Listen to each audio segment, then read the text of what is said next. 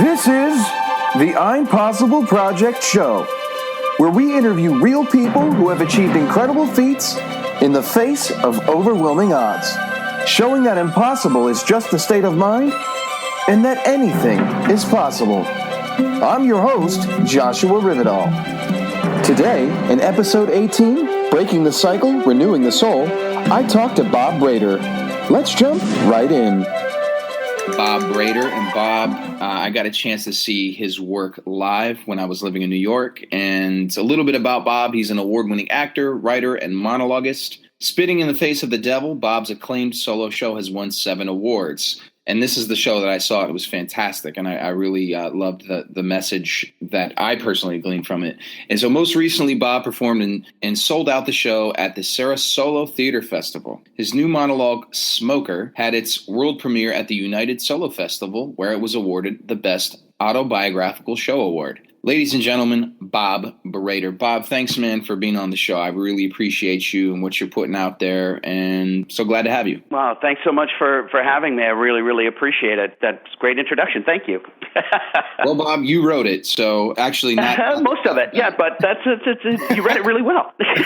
Well, I was in the rabbit reading group growing up, so I better stick to what I know. But I mean, like the part about coming to see the show and that's right, and enjoying the message, and that means a lot to me. So, well, it's my pleasure, and it's good to give credit where credit's due. And I'm a big fan of telling people how you feel about them. So just wanted to throw that out there. But appreciate it. Yeah, man. And you were an author for our first time in our First Time Possible book, and you had a pretty incredible story in there: solo cycle, spin cycle, and or soul cycle rather, and how that connected to your past. And it was really well written, well put. And as of all of our stories in that first book, I know people connected on that, and that's cool. And some of it, people connected with me privately, but yours is one of them. So that's mad cool. Thank you. There's so many great authors in that book. I mean, it was so wonderful to, we put our stories in, Suzanne and I put our stories in, and again, you never know what other authors are part of it. And it was thrilling to get it and read it and be like, oh my God, there's some really amazing writers in here. And it was a real honor to be a part of it. Yeah. And it was an honor to have you and all the authors. Only I knew all the authors and yeah. And so that worked out nicely. Yeah, it was a really special experience for me, and what was nice is I saw that I think it was a special experience for others who were part of the book. So that was a really rewarding and gratifying project to be a part of, and I'm glad we're putting out a second one. And so it's another way, for the first authors and the second book authors and those side series, all you guys to connect together. And it's just a really special group of people. But I introed you, Bob, and I read that little bio that you wrote, and I threw some of my commentary in, but there is so much more to you than that bio, than 7 awards and the Sarasolo Festival and Smoker, and because your work even is derivative of some life experience. So could you go a little deeper on your life, where you've been, where you're going, the Bob Brader experience? Well, I was born in a very small little town in Pennsylvania called Catasauqua, which from what I was told means close to the river, but I'm not 100% sure. At least they knew where they were. Yes, exactly. I lived there until I went to college and came out to New York to go to Tisch, School of the Arts, and I never left New York because I loved it so much, except for a year and a half where I did live in Los Angeles and then came back to New York. And I have been writing, which is something I never thought I would be able to do, and performing the monologues that I've written again, which I never thought I'd be able to do, and loving doing it. It's one of the things that truly really helped me overcome growing up in that small town. Yeah, I think that's something we connect on, Bob. We use theater to kind of to mend the wounds somewhat. Oh yeah. And I think even at first, I know for me, and it sounds like a little bit for you, it was a little bit of an escape pod too, and it's morphed as the years have gone on, for me at least. And I don't want to put those words in your mouth, but if you would share with us, and we'll just riff, because it kind of leads into kind of the theme of the show, making impossible to I'm possible, lemons and lemonade, that kind of a deal. What did you have to overcome as a kid, and how did theater help you do that? Well, for me, even when I first started acting, it was difficult. My father was one of the main things I had to overcome. He was a rather abusive man, but he was also he didn't like when anybody else got attention. So if I would be in a show, I would get some kind of attention. He would tell me how horrible it was and how terrible it was. So it was really difficult to even have that kind of escape without it being somehow manipulated and made into something bad. But the more encouragement I got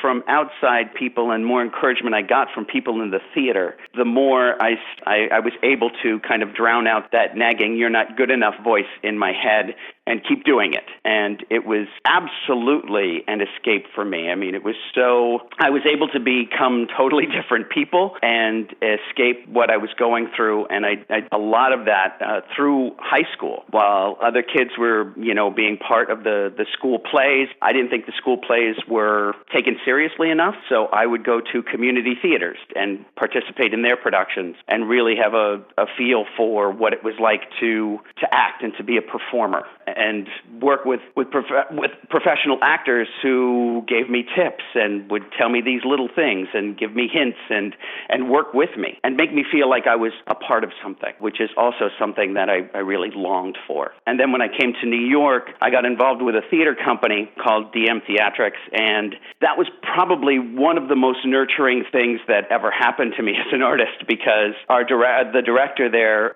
Frank Quicklick, was just like, here's this play I wrote, we're going to do it. And, you had to be quick and you had to be ready. You had to be fast. And in doing those processes, it was almost like summer stock also, because he would like, okay, we're going to do this show, then we're going to do this show, then we're going to do this show, and we're going to do them together.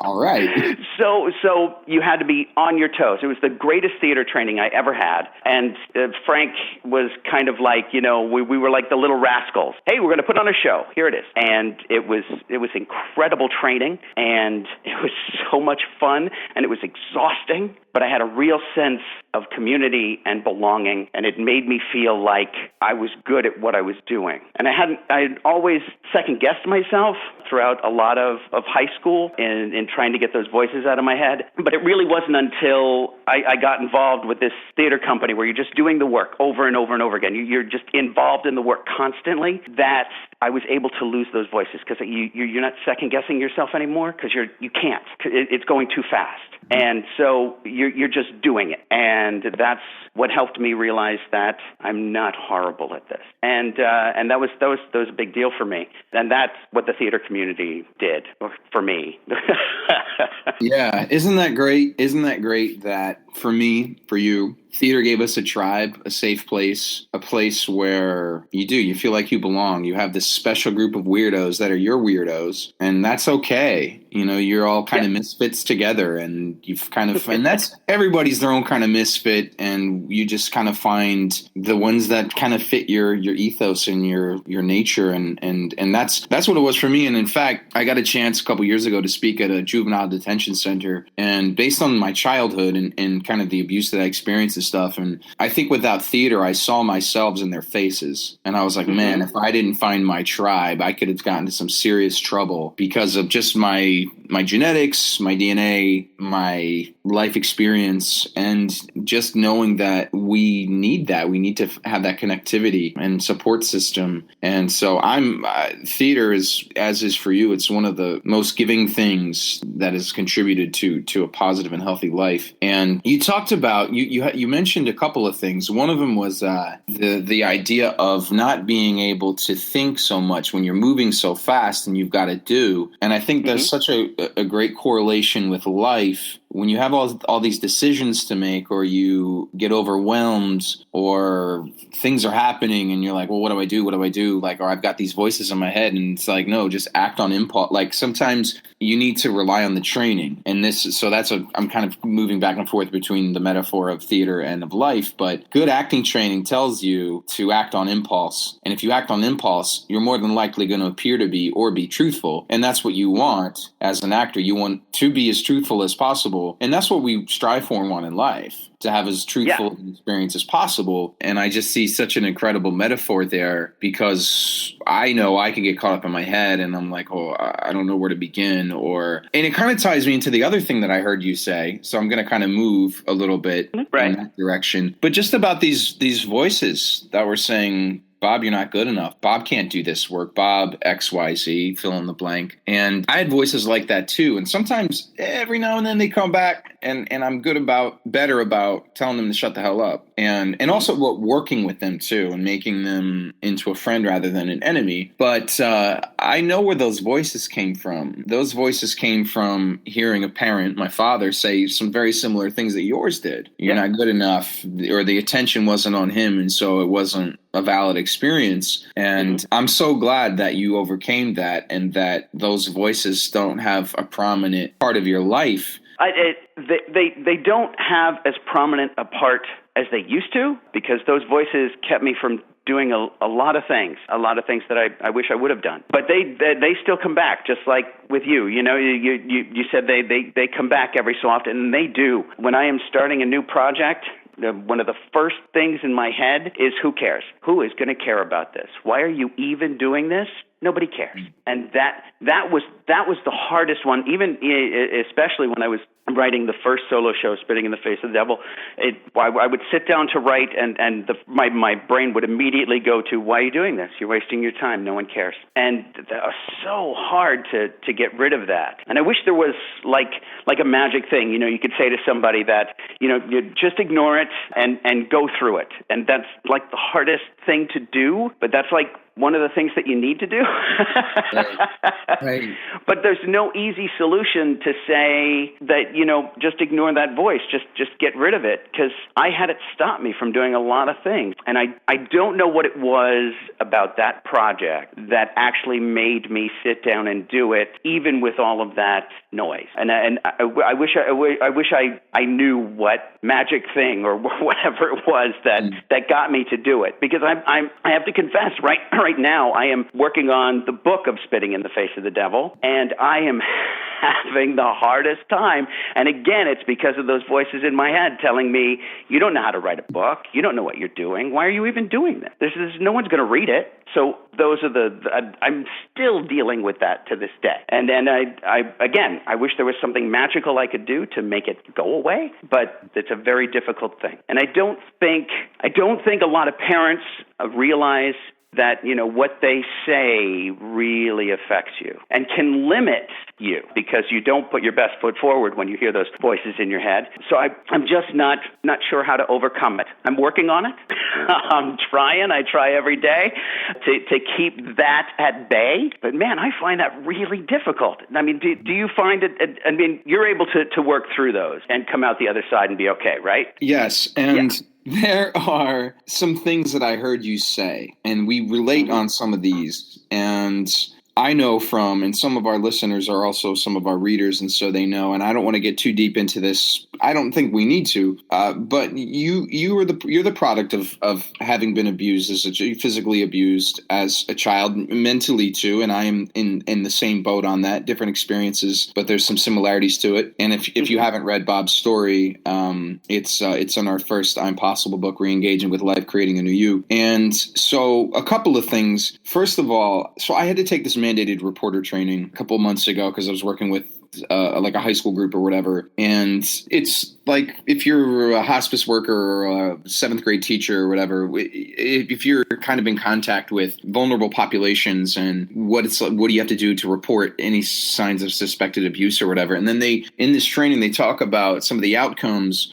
of child abuse and other kinds of abuse, but child abuse, and there becomes a predisposition to alcoholism, depression, and even what we're talking about, those voices in our head, you know? And so first of all, you know, I have this autobiographical one-man show that was a book as well called The Gospel According to Josh, and now the play itself is called Kicking the Blues. Thanks, dude. If people have not read the book, they need to. It is incredible. And also, I wanted to see the show so badly, but I did not see your show. It makes reappearances and stuff, so I'll keep you in the loop next time I'm in New York. Yes, please do, because your book is incredible.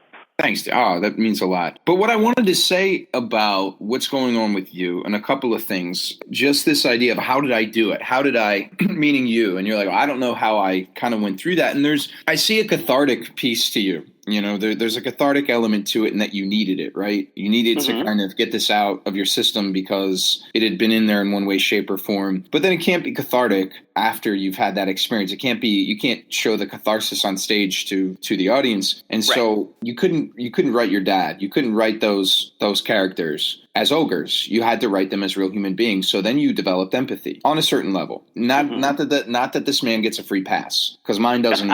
Doesn't get a free pass, but no. There's also, you know, maybe some element of at times you did the best you could, at times you totally screwed up and all that stuff, right? So there's some empathy now that's involved in your head. But Bob, I also see, having known your story, having seen your play, I think there's a lot of resiliency to you. And so I think you fight, man. You fight and you push through and you pull through and you push through and you kick down doors when you have to, even through those voices. And so I think this is just my commentary. So this is just what I'm hearing and seeing, and some of it's based on my own experience. But I think what you're doing, because what I wanted to say was, to a certain extent, was no, don't shut those voices off. Don't even give them that. Turn them into friends. Learn how to talk to them. And it sounds to me like, even though I'm saying this, that you are learning how to talk to them and you are having that dialogue and you're doing things in spite of them. And so you're quieting them too. So you're getting better at managing them. And because they're, you know, honestly, I think they're always going to be there because of what we experienced. So if we can't get rid of them, we might as well make them our bitch, you know?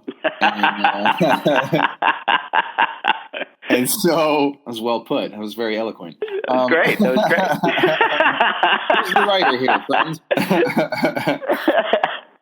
But I just wanted to say that, man. I just wanted to say that I think that's kind of what I'm going for. I'm a little long-winded at times, but you are learning how to speak to these voices. And so let's not get rid of them. Let's make them into our friends. Maybe our bitches. I will work on that. I just you already are. I am, and I'm working through it, and I'm pushing through it. It's just again, you know, it's a bit of a slog. It's not, you know, writing the monologues now has become a little more comfortable because I know where I want to go with them, or at least, you know, there's some kind of outline or something like that. So it's because the working on a book is something that, again, I never thought that I could even fathom doing. So there's also that you know that voice. You have no idea what you're doing. You shouldn't be doing this because you don't know what you're doing, and so that kind of thing also. But then again, you know, I had that when I was working the monologues, when I was first doing the monologues also. So it's you don't know what you don't know, and you know, and when I started writing that first book, I was probably a little naive, and those voices didn't really show up towards like drafts like 7 through 10, and I was like, holy shit, this is going to go out in the world. And I don't know what sort of, I don't know, I almost want to say idiocy. Like, I was like, I'll find an audience for this. I'll do, you know, and that shit is really hard. Writing a book is very, very difficult. But apply the same, you know, and I think you already alluded to it, like apply that same success that you had when you first started writing your monologues, when you first came to New York and found that nurturing environment. When you first did anything and found success, you've done it a lot, Bob. You found success a lot. And this is, I'm just kind of being your cheerleader section right now. Appreciate it. Yeah, man. Yeah.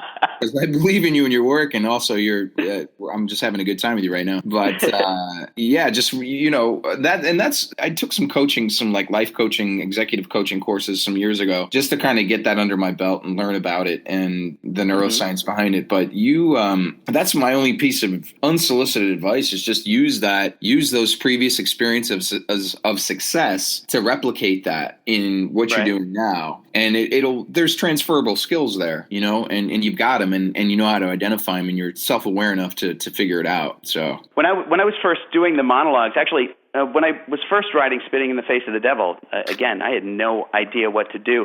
And I actually came to Suzanne. We were friends at the time, and we were at Great Adventure, and we were sitting down and having funnel cake, and I said, you know, I have this story that I really want to tell. And so I told her like the whole story. I told her like all of this stuff, sitting and having funnel cake at Great Adventure. And she said, wow, that's pretty intense. I'm going to go over there now and walk away. No. Yeah, exactly. She's like, I don't think that I'm the person to write this. She said, I think you're the person to write this. And I said, well, I don't know anything about writing. I'm not a writer. And she said, just sit down and do it. And so I would write out these sections and I would send them to her and she would say, that's great, keep writing. And then I would write more and I would send it to her and she would be like, that's great, keep writing. Until we had amassed a whole bunch of stuff. And then we got a group of people together and we read it and we realized that there was a show here and edited it down and I took some things out and we,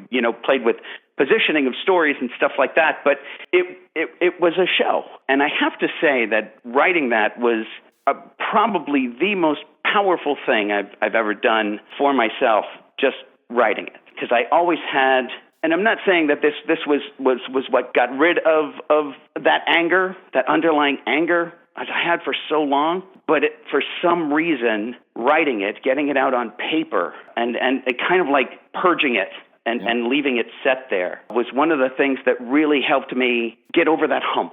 And I don't know. I've talked to other people who have talked to me about having this underlying anger or rage or something like that. And I've talked to them about, like, write it out, get it out, purge it. Because really, honestly, for me, I think that's one of the things that really helped me stop being that angry young man I was for so very, very long. And it was one of the things that helped me stop bringing it up in my head. You bring those things up in your head every so often. You see those images of what happened, and you're like, I want to get that. How do I purge that out of my head?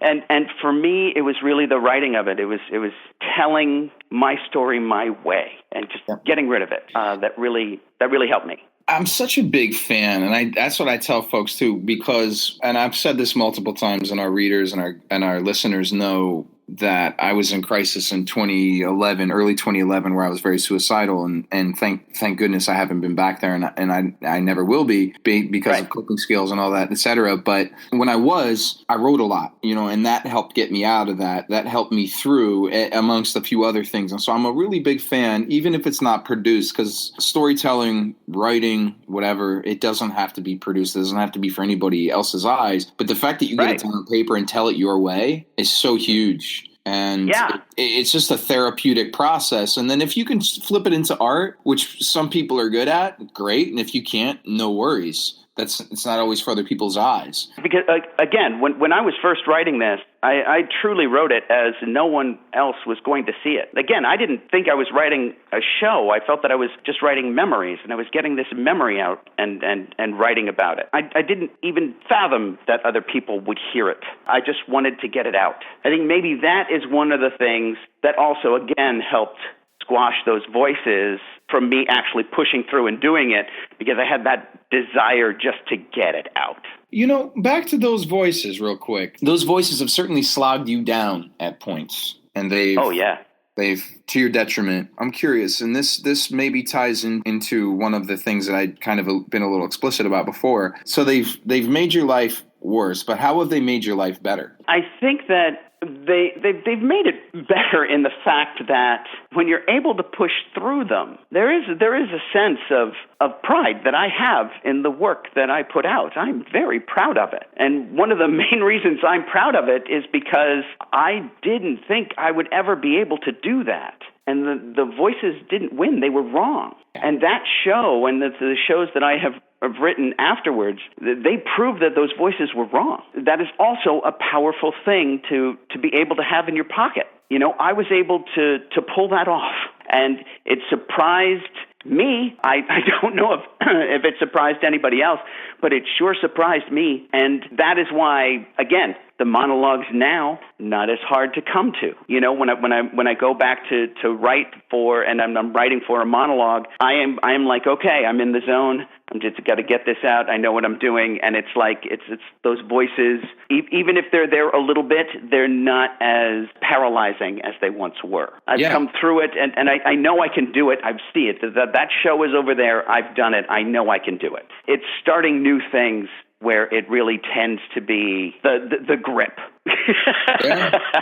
Starting something that's totally different, you know? The grip of that small town and those, because those voices aren't really your voices. They're other people's that kind of got stuck in your head. And so you're silencing the naysayers. Yeah. And it's like you really can't give 125%. You can only give 100%. But the idea of giving 125% is like you've stretched yourself beyond what you thought you could complete. So every time you've pushed past those voices, you've given 110, 25, 150% of what you thought Bob could give. One other thing that I kind of noticed or distilled, because I get a chance to ask these questions and they kind of go with the flow. I try to go with the flow, but this is kind of a full circle thing. I know people really connected to your story in our book, and I know people connected because I was the one night that I came to your show at the 40th Street Theaters, whatever they were. The Theater Row. Theater Row. Yeah. So I saw your show at Theater Row in New York City, and I know people connected with what you had to say and what you did, and I know there was a couple of folks that kind of pulled you aside afterward. So your work is helping people, right? And so I know in turn that helps you, you know, and so I think that piece is that's another way that these voices have kind of made your life better in a certain sense because you've pushed past them. To me, that is like an honor when someone comes up to me after a show and talks to me about their experience. Feels comfortable enough with me because of the experience that we just had for 80 minutes or whatever of me telling my story. Feels comfortable enough to come up to me and say, I've had that kind of experience, and that to me is like an absolute honor. It's almost like you cherish those moments because you're talking with a fellow survivor and you're talking with someone who understands and totally gets what you've been through. And I've had many people come up and talk to me after shows, and I listen. I listen to everything. And one of the greatest, what most powerful for me was when one man came up to me and said, "You have to keep telling your story because I'm not strong enough to tell mine." Oh my God! Wow. And that was like the most powerful thing like anyone had ever said to me. And I didn't know what to say to him because it just caught me off guard after a show. And then he just gave me a hug. And then he walked off. And I really wanted to tell him that you are strong enough to write it. You can do it, but I just didn't have it at that moment, and I wish I would. Your interaction with him, I think, was enough. It was enough. Yeah. And I think he needed that. And connecting is really special and in that sense. And I think it allowed him to open up and it was a little crowbar into his life. And it was like, let a little light in and say, okay, at least I can talk to this guy, Bob, and say, you know, this is my experience, which is really cool. And which is an incredible thing to be able to give back to the world. Bob, I want to break it down a little bit. I want to have some fun here. Okay. So we're going to move right to another section, and it's my quick fire round. And so we had your wife, Suzanne, was great at this. We kind of just on the fly. But this is our Inside the Actor Studio moment. She told us all about how she knows James Lipton, and she totally name dropped. Yeah, she's had lots of experience with this. Yes. Yes. So you can be a name dropper if you want, but we're gonna have some fun, dude. So I'll be Jim Lipton, and you be Bob. Pretend I'll to be Bob. All right. So, Bob, what is your favorite word, man? This is going to sound lame, but my favorite word is awesome. I really like that word. I don't know why, but I do. Love it. Awesome. That's awesome, man. That's cool.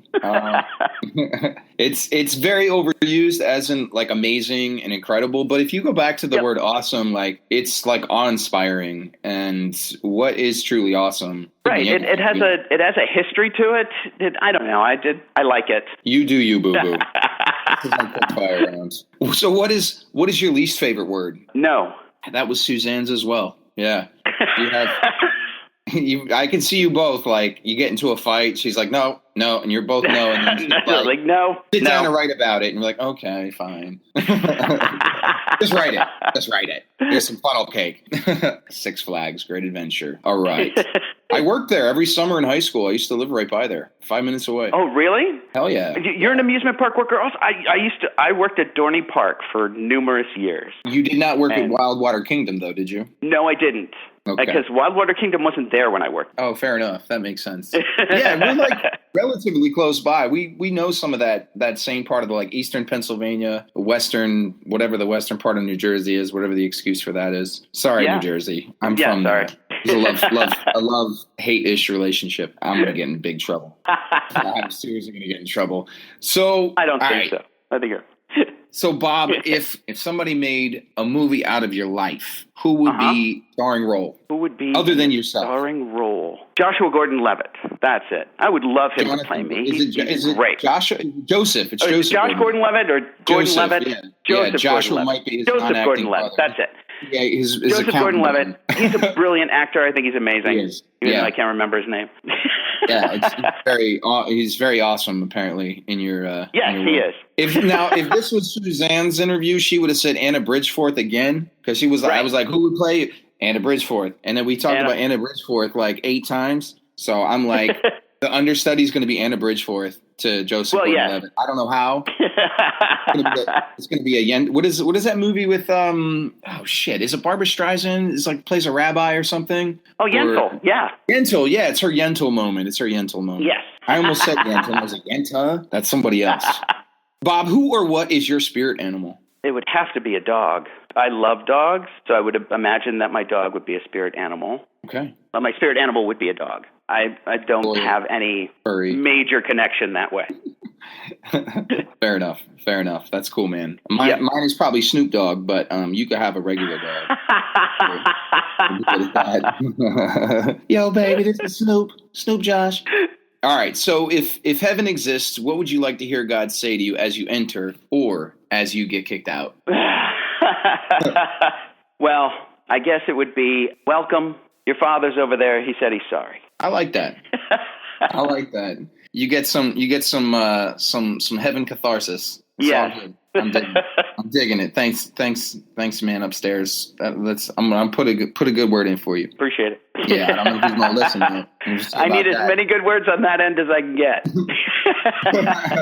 get. Cool, man. Well, that's the end of the quick fire round. Now, I'm curious though. What does the next 6 months to a year look like for you, man? What does like the future hold? Personal life, business, creative, like what's going down for you, man? I'm working on the book, as I said. I'm working on the book of Spitting in the Face of the Devil. That is taking a lot of time. And I'm working on a new monologue about doing Rocky Horror. I was a Rocky Horror player for many years. Oh, wow. And there was a lot of growing up that happened during that time. So I'm talking about being a player and a Rocky Horror player and what that was like.